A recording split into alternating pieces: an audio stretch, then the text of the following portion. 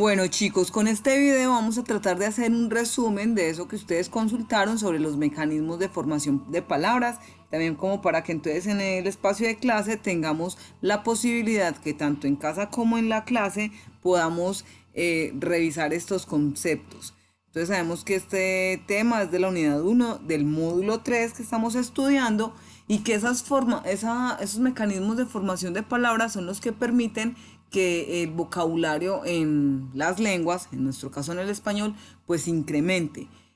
Nosotros vamos a estudiar estos 10 temas que ya los habíamos mencionado, ya cada uno había hecho una consulta y a partir de esas consultas que ustedes hicieron, pues yo traigo aquí la ejemplificación para el ejercicio final en donde vamos a evidenciar el aprendizaje de esta temática. Antes de seguir en esos mecanismos, pues es importante recordar que las palabras son unidades de significado.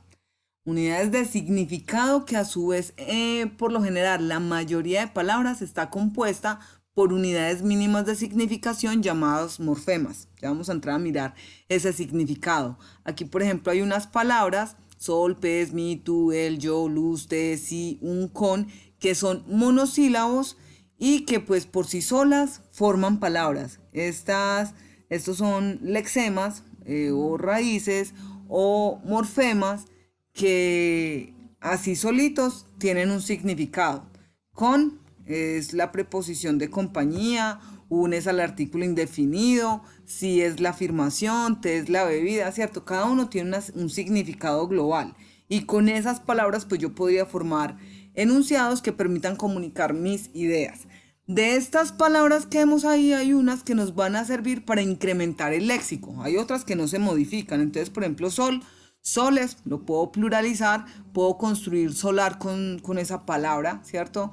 Que entonces quiere decir que es un morfema, pero a su vez ya es una palabra, pero cuando hablo de soles, soles sería una palabra compuesta por dos morfemas. En el caso de pez, yo puedo decir pez, peces, pero también puedo decir pescador, que es el que va y pesca, ahí va otra, pescar, los peces, valga la redundancia, y cuando salen esos peces ya no tienen vida, pues decimos pescados, ¿cierto?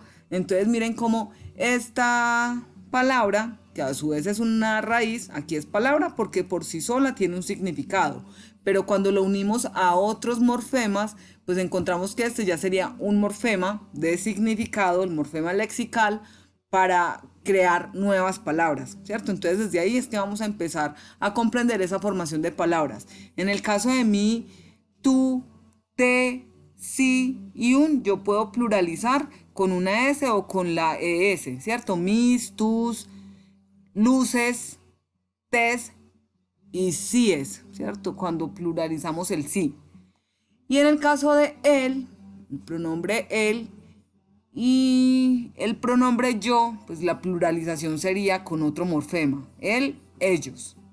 Y yo, nosotros, ¿cierto? Entonces ahí vemos como palabras por sí solas son morfemas y pueden tener significado, pero hay otras palabras, como este ejemplo que les tengo acá, con maniobrar, que requieren de otros significados pequeñitos, de otras mínimas significaciones para dar un significado global. Entonces en el caso de maniobrar encontramos que es una palabra compuesta por mano y por obra, y esa obra pues derivada al verbo obrar.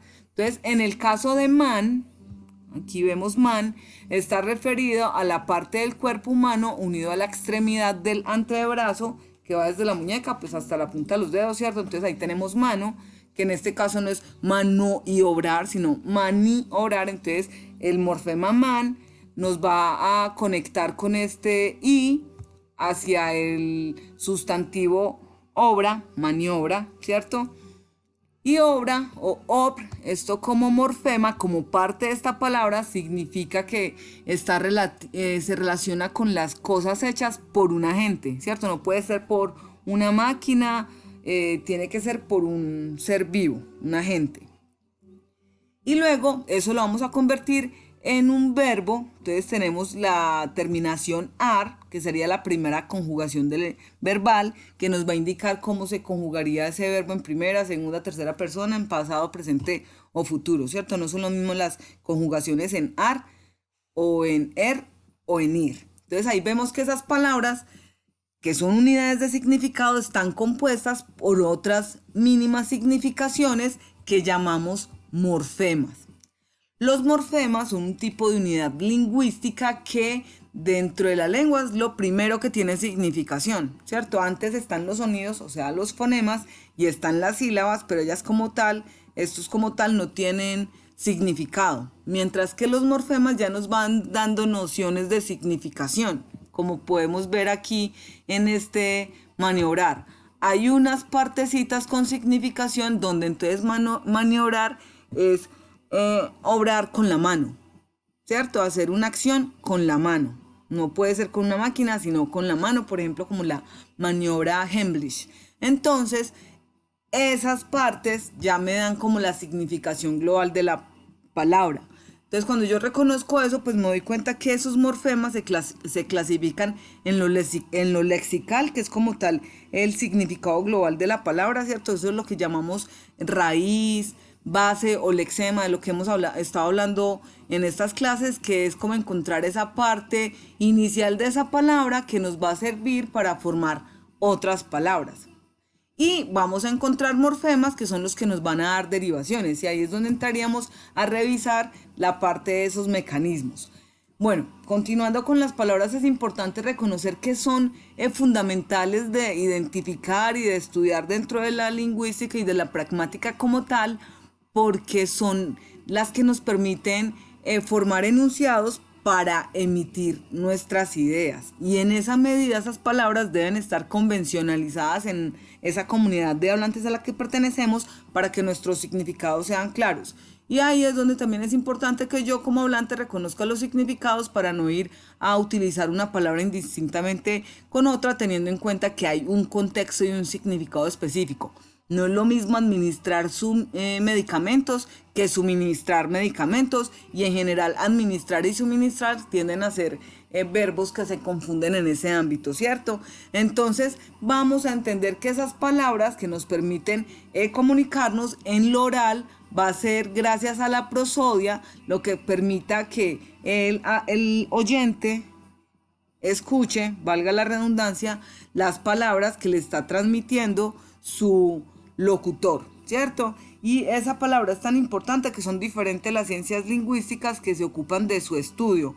La morfología, la lexicología, la lexicografía y otras disciplinas están pendientes como de qué pasa con la palabra, cómo es usada la palabra por los hablantes.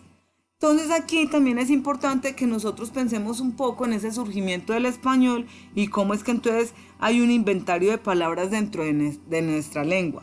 El español es una lengua que surge producto de varias conquistas en la península ibérica, y entonces cuando ese imperio romano, que es de los primeros que llegan a esa conquista, aunque mentiras que la zona ibérica estuvo pues muy conquistada, pero lo romano hace como mayor relevancia en la medida que cuando llega con su imperio, lo primero que impone es la lengua, el latín, ¿cierto? Entonces,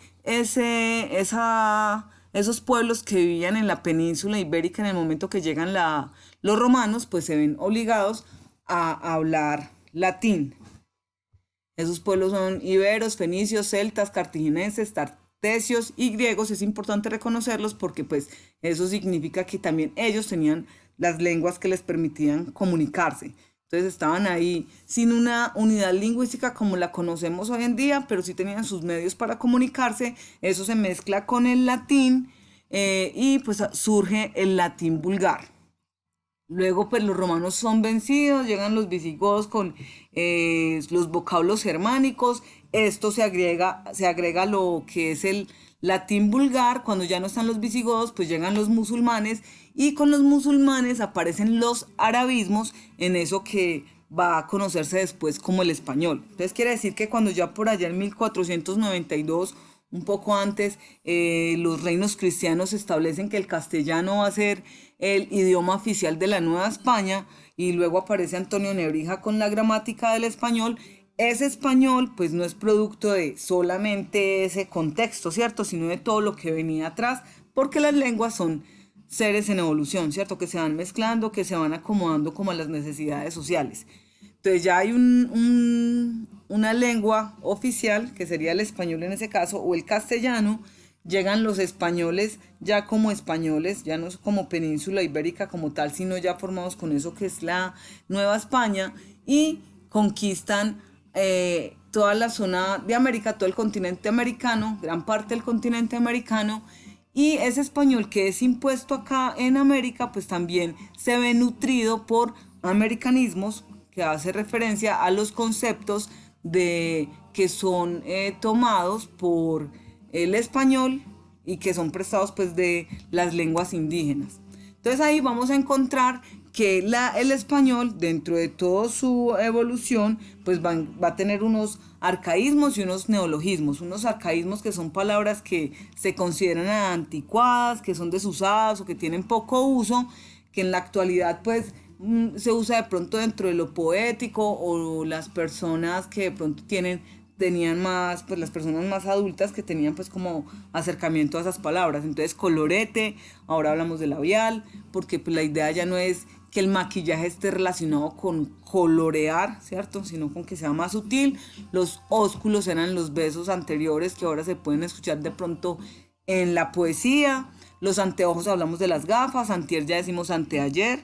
Llantar es comer, disque es supuestamente, aunque he escuchado que de pronto este disque se emplea más como que entonces sería pues ya un metaplasmo. Mientras que los neologismos pues son palabras nuevas que nacen por una necesidad social actual. Eso quiere decir que en la medida que vamos avanzando como sociedad o que vamos teniendo nuevas tecnologías o ciertos avances, pues van apareciendo nuevos conceptos. En el caso de sororidad, que me parece pues una palabra muy hermosa que surge precisamente desde los feminismos, en donde pues se tenía que la mujer siempre había sido como una rival, las mujeres habían sido rivales entre ellas, no sé por qué, pues por cuestiones como del patriarcado, haciendo que las mujeres compitieran por hombres, muchas veces se tiraban mal. Entonces ahora se trata de una sororidad, de ser más sororas para que haya una hermandad entre mujeres y no tengamos como ese tipo de rivalidades. Eso es un concepto, por ejemplo, un neologismo que surge. También dentro de ese tema que es el machismo, pues surge el embrismo, porque estábamos confundiendo machismo con feminismo. Lo contrario al machismo no es precisamente el feminismo, porque el feminismo es equidad, mientras que el machismo es más como agresión o por debajear a la mujer. Lo que busca por debajar al hombre se llama embrismo. Y pues este que creo que lo conocen todos, que es el TikToker o TikTokero, adaptado al español, que sería un neologismo por esa tecnología del TikTok, ¿cierto? Entonces eso quiere decir que el español es una lengua cuyo léxico proviene de muchísimas otras lenguas, de muchísimos préstamos lingüísticos, pero que como lengua también cuenta con unos mecanismos para analizar, para poder actualizar el vocabulario, ¿cierto? Porque ya sabemos que no es estándar, que las lenguas son seres vivos, entonces que hay cambios. El vocabulario que empleaba mi juventud, por ejemplo, no es el mismo vocabulario que está empleando la juventud de ahora, porque también hay ciertas dinámicas sociales que nos hacen replantear esos usos. Ahora, entonces vamos a entrar a revisar estos prefijos. Infortunadamente, no tuve en cuenta que las diapositivas se me salían un poco. Igual les voy a compartir las diapositivas. De pronto entonces esta parte de acá al principio no les va a salir en el video, pero acá está pues como la explicación que les trae la profesora. Entonces dijimos que los prefijos son partículas que se anteponen a las raíces. Dijimos no a las palabras, sino a las raíces, bases o lexemas de las palabras, ¿cierto? Entonces aquí, por ejemplo, nos traen contramedida. Y nos explica, esta información la tomé de los correos que me llegan cotidianamente de la Fundeu, ¿cierto? Que es información muy actualizada sobre el vocabulario, el léxico y la sintaxis del español. Y bueno, también desde lo pragmático. Entonces dice que contra es un prefijo que denota acción o sentido contrario. Entonces que una contramedida es una medida tomada para aminorar o anular a otra, ¿cierto? Entonces una contramedida surge como oposición a una medida, y entonces ahí pensaríamos en contragolpe. El contramuslo no es que sea la oposición al muslo, sino que sería el sentido contrario de donde está ubicado el muslo según esta definición. o contracorriente, ¿cierto? Entonces miren que ese prefijo se une a medida